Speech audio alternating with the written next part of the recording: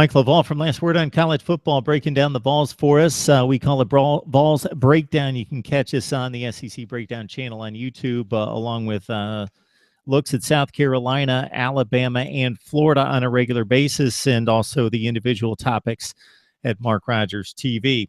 All right, Mike, let's talk Tennessee up front in the offensive line, because people know and love to watch and talk about the skill position players, but it all starts and ends with the offensive line. Those guys have to do their job, and this unit has a chance to be extremely good based on experience.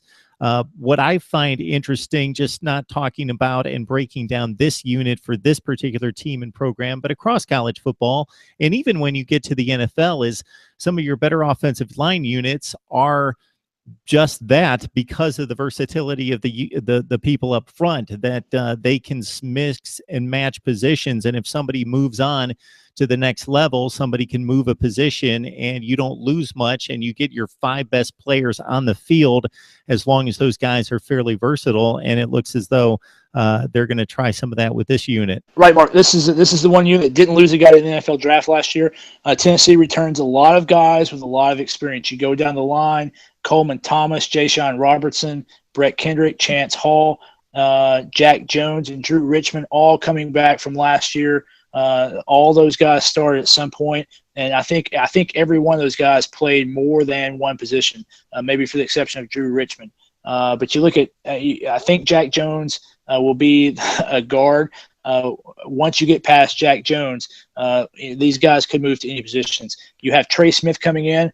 A lot of the recruiting experts, Trey Smith was the, I think ESPN's #1 overall recruit for 2007. He's on campus as a true freshman. Looks really good. A lot of the recruiting experts said that he was the most college-ready player they had seen coming out of high school in several years. So for an offensive lineman in the conference to be called that, it means that he's a pretty good player. We'll see if he's able to contribute immediately. But if you look at that line, I think Jack Jones will be a guard. Once you go from that, or once you get past that, there's no telling where these guys could play. It looks like Ja'Shawn Robertson's getting all the reps at center. Coleman Thomas played there a lot last year, so you got Coleman Thomas or Ja'Shawn Robertson who could play center. Chance Hall, I think, has played pretty much on every position on the line in the last 3 years. He's had some good – if Chance Hall can stay healthy, he has the potential to be all-conference. But there's a possibility he'll be at tackle. Drew Richmond was a 5-star. Tennessee pulled away from Ole Miss 2 years ago in a very heated recruiting battle. He's got the skill sets to be a great left tackle. Kind of started a little bit slow last year, but really came on at the end of the season. If Drew Richmond can develop a little bit of a mean streak, if he can develop a little bit of that meanness that Jack Jones has in between the lines, he'll be a great tackle. But he's got all the tools, all the natural ability, everything you could ask for. He just has to translate that into production. So you got Richmond at tackle. Trey Smith played tackle in high school. He could possibly start at tackle, but that's a big assignment to give a true freshman in the SEC, is to start at tackle, even if you're at the right tackle. So you might see him possibly at guard. But you really got 7 guys. Those 7 guys, I went down the list: Coleman, Kendrick, Richmond, Jones, Robertson, Smith, and Hall, who would battle for 5 positions. And I think over the course of the first 3 or 4 games, the coaches, Walt Wells, kind of fit those guys in and see where they fit best. And, of course, the offensive line has had injury issues for the past 3 or 4 years. So if one of those guys goes down, they'll shift and move the guys around to make it work.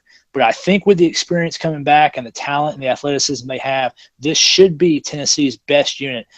We talked earlier about the lack of depth at running back. You can really mask a lot of deficiencies in your running back if you have a strong offensive line. If you give a guy a hole, he can get 6 or 7 yards on a carry. So if these guys can be Tennessee's best offensive unit, that bodes well for the lack of experience coming back at quarterback and running back. I really think Tennessee's season hinges on how well the offensive line can play this year.